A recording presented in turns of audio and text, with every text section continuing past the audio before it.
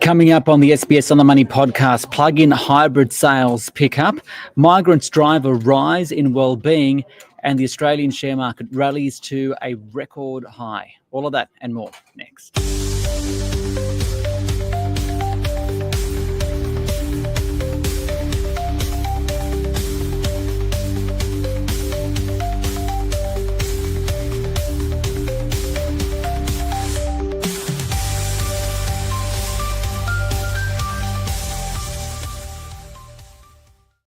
Hi everyone, welcome to the SBS On The Money podcast for this Tuesday, the 5th of August 2025. It's a day where the Australian share market had a great day. The S&P ASX 200 up 1.2% to a record high, 8,770. We'll have the details with Catherine Allfrey from Wavestone Capital in a few moments, including what she's telling her clients.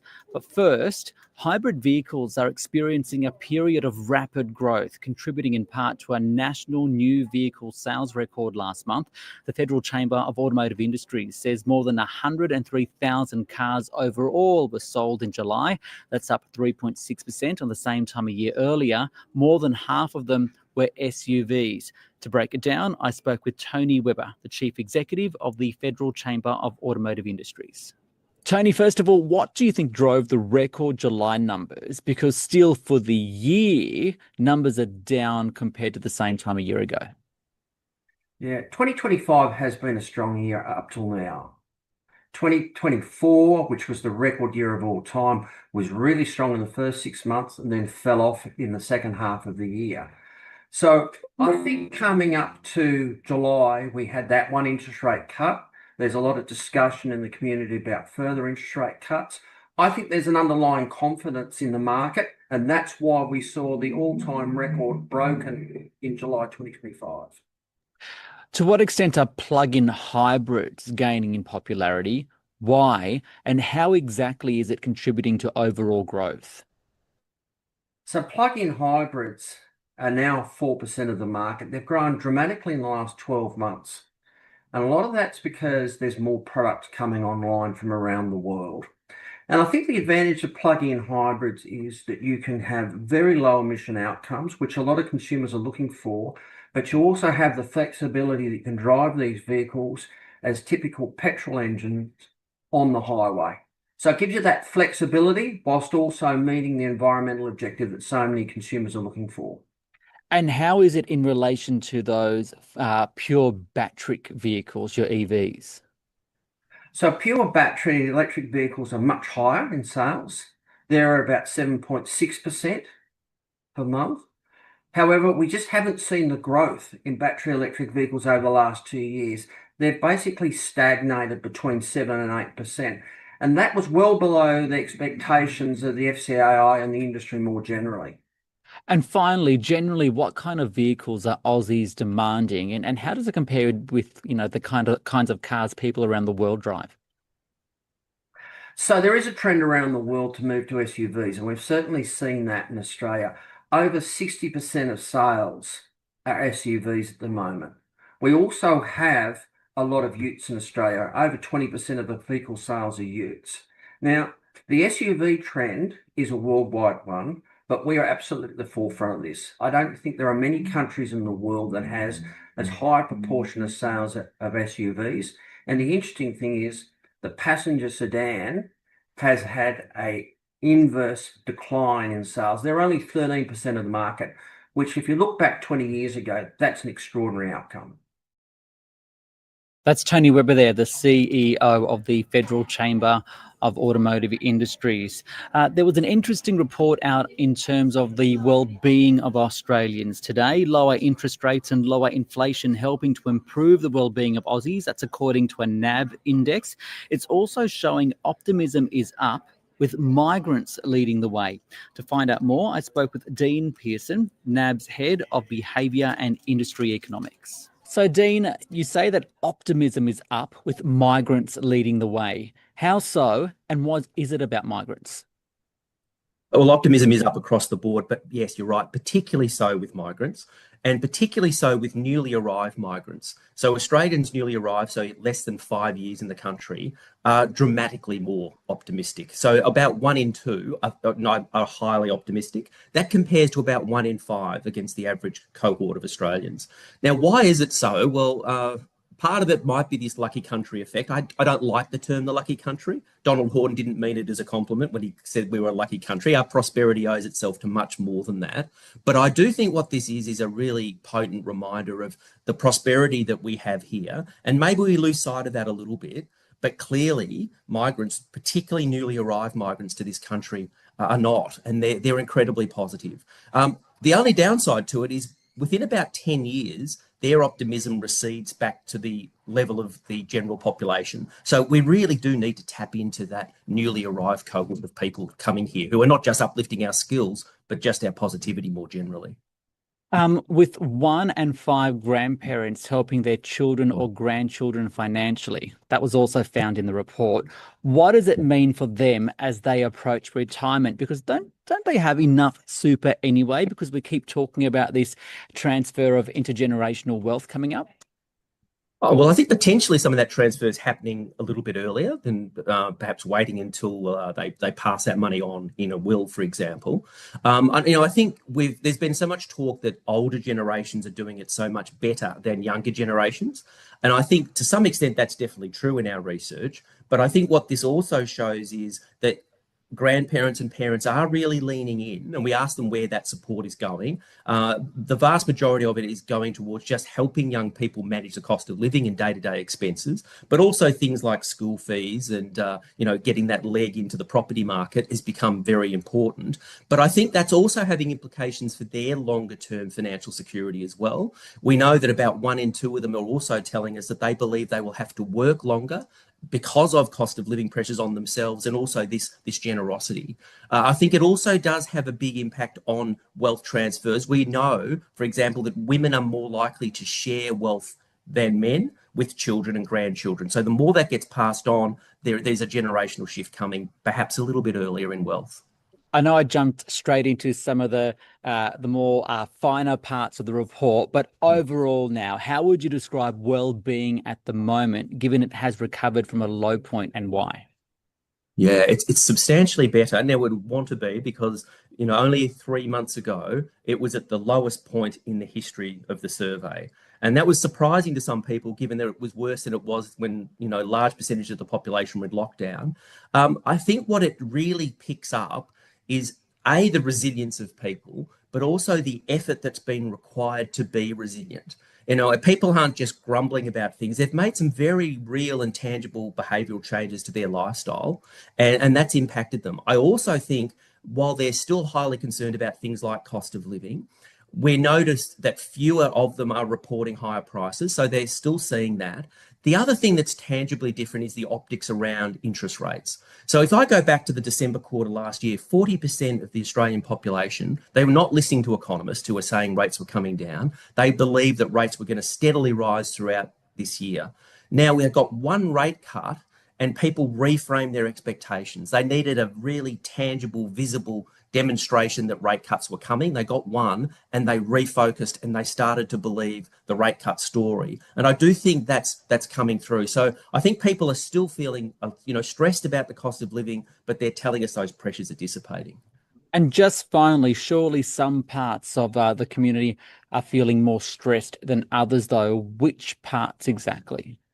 Yeah, and that's important because there was a collapse in wellbeing, which was broad-based, but particularly some groups we know are suffering more than others. The unemployed, people on lower incomes, younger people, renters in particular have a very different profile to other people.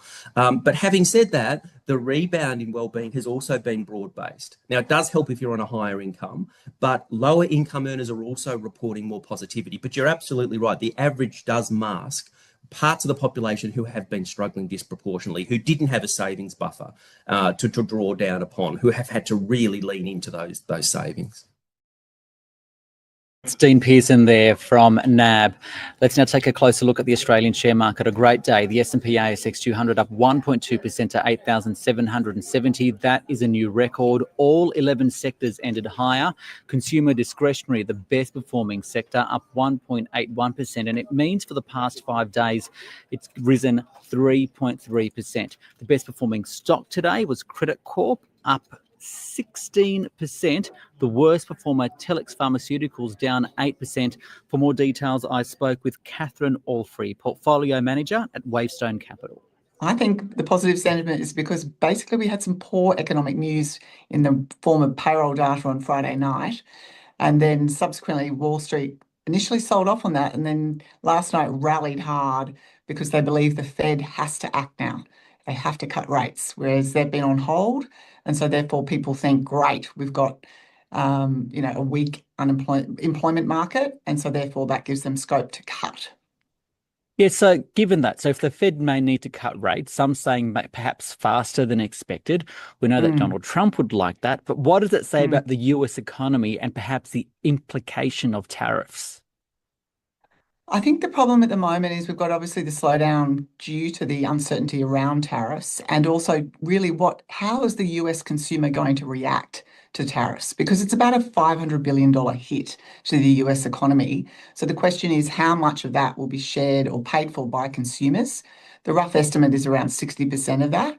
And so it's quite a bit of a hit to consumers, across the board, even though there's obviously 360 million people living in the United States. So what people are concerned about is the fact that you've got that tariff uncertainty, but you've also got immigration. He's cut off immigration in the United States. And so therefore you have obviously on the supply side of the US economy quite a tight market. And so to see such weak payroll numbers on Friday night was a real concern, because outside of the healthcare sector, the private sector actually went backwards in the United States. So it is concerning because, I guess companies, rightly so, are sort of sitting on their hands going, hang on a minute, we can't work out which way this is going. When you look at these types of events, so the slowdown in the US economy, to what extent does it concern you, though, as an investor? It really concerns us because at the end of the day, the United States is the biggest economy in the world, right? And so therefore, a lot of our companies are exposed, a lot of investments are exposed to the United States. And we still believe that US economy has got all the right settings to continue its growth, despite what's happened in terms of the tariff hiccups. But if you look at it in terms of tech, arguably the best technology in the world. It's got such a strong profit motive. The labour market is very flexible over there. And also they've got really cheap energy. So they've got all the ingredients for economic growth to continue over there quite strongly. And so we just think that this has been just a sort of a patch of uncertainty, which we were sort of expecting some sort of impact from the tariffs. And finally, we're seeing it. Okay, when you're looking at company news at the moment, there's lots of bits and pieces coming through. What are you following? Well, today we've obviously starting to see reports coming out of companies. Today's was Credit Corporation, which is a debt ledger, debt collecting company, which is here in Australia as well as in the United States. And it was a better than expected result, mainly because last year was such a shocker. They had a lot of impairments in their result last year. So this year was a little bit better and the guidance was a little bit better. Other news that we're following is the telco sector. You've seen the restructure of TPG Telecom, and was a bit surprising there because we were all expecting the capital return, but no one was expecting that they would issue equity to reduce the debt within the company, but also allow the company to have more of a free float, which should support the company's growth going forward, because at the moment there's major shareholders on that register. So just going through the fine detail there, looking at that one. And then finally, Telix came out and said that their expenditures was going to be higher than expected outside of research and development than the market was expecting. And the market didn't like that. The stock sold off, 12%. It's been quite weak for a couple of months, but therein lies the opportunity. You mentioned Credit Corp there. Profit reporting season really will start ramping up in the next few weeks, right? What are you going to be looking out for? Well, again, back to this US story, right? Because the question is that, in terms of economic growth, is the US going to be better than Australia? Australia, obviously, we've got to get this through this economic roundtable and see what the government's going to do. But in Australia too, we're waiting for rate cuts. And it'll be interesting to talk to the companies around how they see the consumer, because the consumer's been so sluggish now for a couple of years. But we've had 2 rate cuts. Hopefully we're going to get more, and hopefully we're going to see households starting to spend more. And we saw some data today around that was actually quite positive. First signs, car sales up, for example, 12%. So that's, positive. The consumer is finally opening their wallets after wage growth and, tax cuts, etc. So that'll be good to see, and that's what we'll be asking companies about. The other thing we'll be focused on heavily is AI and the future of AI and what that means for their, workforces, as well as what they're using it for and what how they're utilising it at the company level. So finally, what are you telling your clients right now, and where do you see the opportunities for investors? Well, what's interesting is if you look at, 10-year averages of the market, across the market, all the multiples are trading, well high, and which you'd sort of expect that in terms of the market's trading at an all-time high. So we do have a bit of caution around sort of certain areas where there's a lot of overvaluation. There's quite a lot of speculative behaviour happening in the market now, a lot of unprofitable companies getting, highly bid up. So that we sort of have a little bit of caution, but we are hopeful that because of the rate cuts and the economic growth picking up, that you should start to see in 26 better earnings growth coming through, because we've had 3 years of really moribund earnings growth here in the Australian economy. That's Catherine Allfrey there from Wavestone Capital, and it wraps up the podcast for this Tuesday. Don't forget, if you do enjoy it, to give it a rating or a review on Apple Podcasts and Spotify, and to click subscribe. Tomorrow, will the markets continue on another record high, and we'll have the latest profit numbers. I think News Corp is out. We'll have all of that and more tomorrow. See you then.